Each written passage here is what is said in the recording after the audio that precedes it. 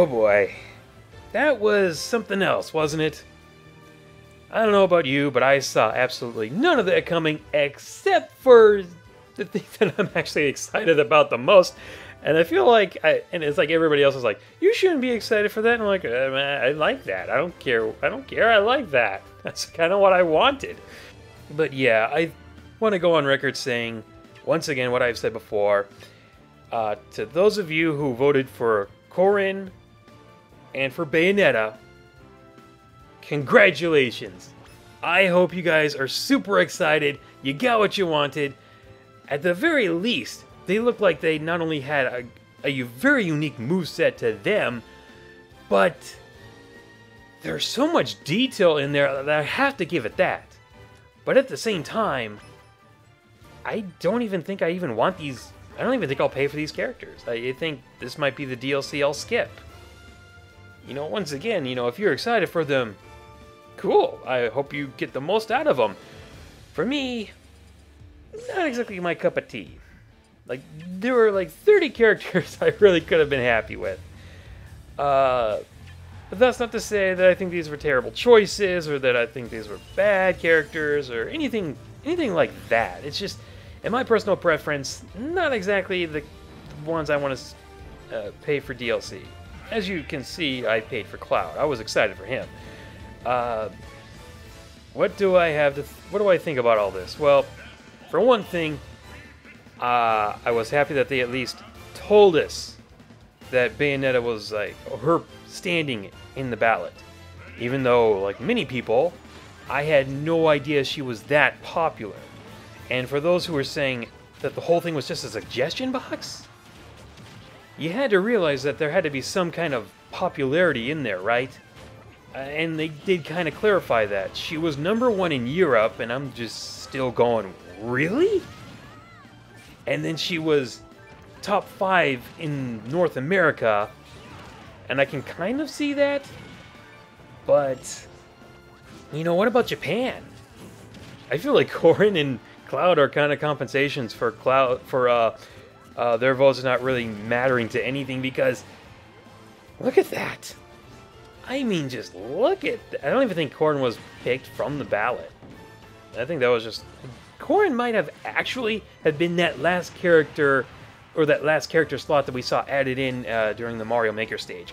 But, oh man, it's so out of left field, but it's this is like the one surprise I'm not entirely thrilled by, because I just can't get excited.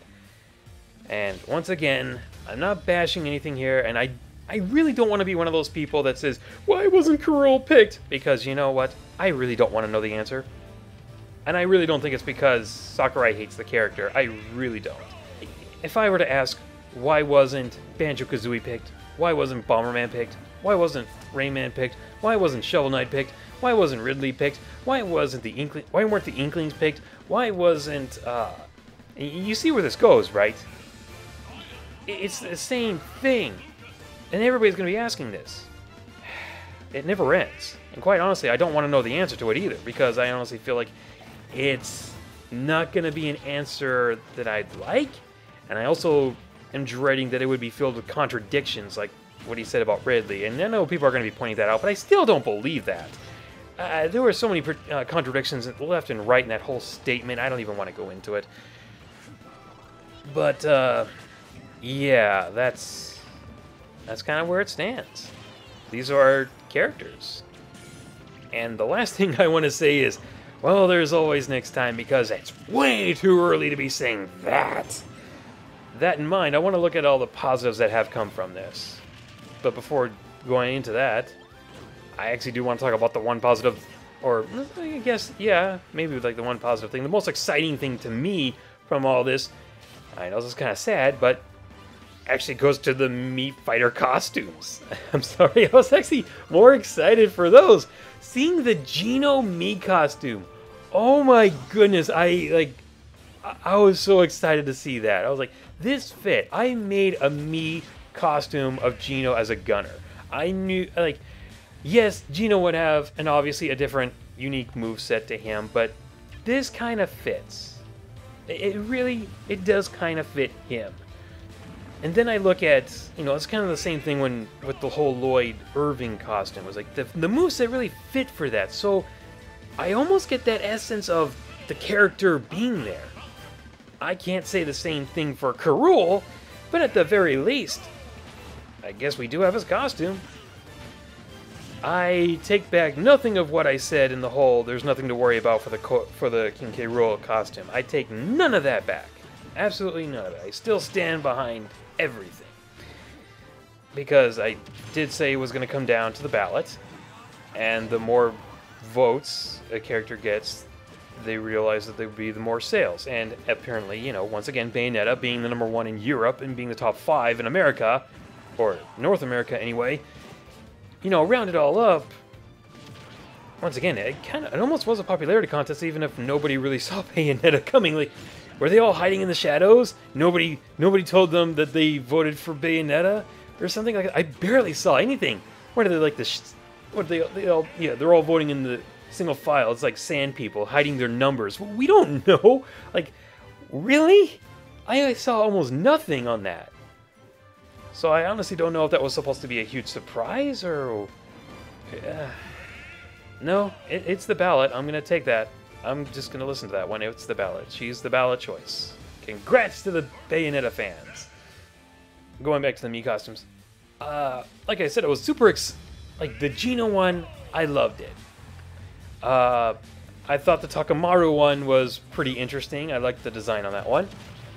They come out with one for Ashley, which I know was also very popular in the ballot, in some areas. I don't think it was, like, top ranking, and I don't think... like, it doesn't look like any of the Mii costumes were actually based on the popularity of the ballot. Like, it's so weird. Because, look, there's no Bandana D, there's no Isaac. Apparently, all that just didn't add up in the end, I guess. I mean, they could have been top 5, for all we know. I don't know who's top 5, I really don't want to know. What's my take on all this? Well, once again, it doesn't stop me from supporting the characters that I've supported before. If they don't make it, it just carries over to the next one. It's how it always goes. I do want to say one important thing about the whole Karul fan base, and how like I just said, I'm still going to be there to support Karul for the next Smash, whenever that is. I don't even want to say that. It kind of hurts to say that. But, there was a lot accomplished. The critters were put in Smash Run. And yes, I said critters, because that class of Kremlings is critters. And, it just felt like a magical moment when they got announced. When they were shown off. I loved it so much. Then, the whole Karul trophy says that it reconfirmed that he's the main bad guy of the DK series. Even though he's been missing in action for who knows how long, they still refer to him as the main bad guy. And then, of course, there was the Mii costume, which I still don't believe that really hurt his chances in the ballot. I really don't think that was the whole reason. There's so many other things, and I think if there's one thing that we've all learned from this is it's don't make theories. Don't just jump to the most popular theory and think that's going to work, because so many theories have still been proven wrong. So why would you want to waste time with them? So why... okay, then why wasn't Karul picked? I don't want to know. I really don't. I'm just going to continue to support the character. And once again, there was a lot of good that happened for him. Even though he only got a costume, he's one of the only few characters from the whole ballot thing that actually got a costume, and that was before the ballot even ended. He knew that Karul was popular way back then. I mean, look, go all the way back to his trophy in Melee, where it says that he has a small fan base, and apparently that only grew over time. Oh, so he was aware of Karul's popularity. And I'm at least glad that the Karul costume actually looks pretty good. Still does. I enjoy using that one so much. Speaking of other costumes, the other ones I forgot to mention were the Tails and Knuckles costumes, which, yes, thank you. I don't look at it the same way as everyone else does. To me, it's a costume. to me, it's just a fun little costume you put on and dress up and you play as these characters. And I love that Tails has a little laser gun. That was kind of what I was hoping for if he became a character in this. Or if he got a Mii costume. So I was actually really happy to see some Sonic Mii costumes. I was surprised that they didn't put in Shadow. But hey, Tails and Knuckles. I'll take that. I will gladly take that. Let's see, what else? Alright, back to the whole Kurol thing. At the very least, we do know that Retro Studios is following the Critter campaign on Twitter, so they've gotten a lot of attention, and it feels like a lot of characters got some spotlight throughout the whole fandom. Not just Kurol, but other characters in general, like Isaac. And hopefully this is a sign of things to come. And I know Nintendo has said like they will take things into consideration, or like I think somebody says like they will use the ballot results and use this to determine like stuff in the future, not just for Smash, but other things in general. And well, this is a good sign for all of us, right? That's what I'd like to think. I don't even want to start speculating about the next Smash. That feels like an insult to Sakurai. And once again, like even though these aren't characters that I'm especially thrilled with, I'm very happy that we got DLC in the first place. There's so much that we didn't deserve. There was so much pressure put on Sakurai. There's so much junk and trash and just all around horrible things that Sakurai has had to put up with. And I'm grateful that he stuck out to the very end to give us not only just DLC, but to even have us send in a suggestion, whether it was a character we wanted or not, just to give us the opportunity to tell him directly what we wanted. And no, that was not a pun, I'm sorry. That really says something. Like, even though I don't really trust Sakurai sometimes when it comes to certain things, my respect for him is so high that if Nintendo allowed it, and if I had the knowledge, I would try to start up a Kickstarter where fans could just send in like even $1 to raise money to send Sakurai and his team, or at least some of his head staff members, on an all-expense-paid vacation paid by the fans, as the ultimate sign of appreciation of how grateful we are for all the effort and dedication that they have put into this game for our entertainment. And I know some people will be like, well, we paid for the game, shouldn't that just be enough? And it's like, you know what, that's never enough. That almost feels like it's never enough. So, on my closing note on the whole DLC thing for Smash, 7 characters. That's pretty good. 3 of them are third-party characters. That's incredible. We actually tripled the amount of third-party characters from Brawl. Once again, it's sad to see Snake not return, but, ow. Well, I understand how they feel perfectly fine. I was really hoping Wolf was going to come back, but, ow. Like we said, if for whatever reason Wolf doesn't come back, we will be shocked, and I am shocked. Oh, man. But, either way, that's all I feel like I really need to say. It was a fun ride while it lasted.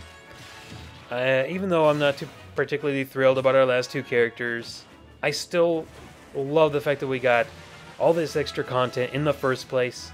I'm not sure what Sakurai is going to do on his next game, but I hope he takes a very long vacation. He and his team absolutely deserve it. So, with all that being said, I guess I should probably tell you guys that the first round of Show Me Your Moves is... I think I'm going to upload that this week. I was able to record it. I was able to get it at the very last, the last few days. And I'm putting it together, but I still have all the footage, so don't worry about that. It'll be round 1. I don't know when I'm going to get the other rounds. We'll figure that out as it goes. But, as of now, that one should be up before the end of the week.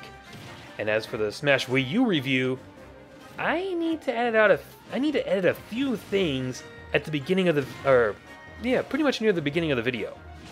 You know, the whole history of Smash in general. So, with that said, all the Smash with Smash DLC wrapping up, it feels like all the Smash content on my channel is going to be wrapping up as well. Finally, it'll be finally nice to move on to some other projects. So, you know, I can't blame Sakurai for wanting to move on to something else. So, with all that said, I'll see you guys in the first round of Show Me Your Moves. So, later everyone!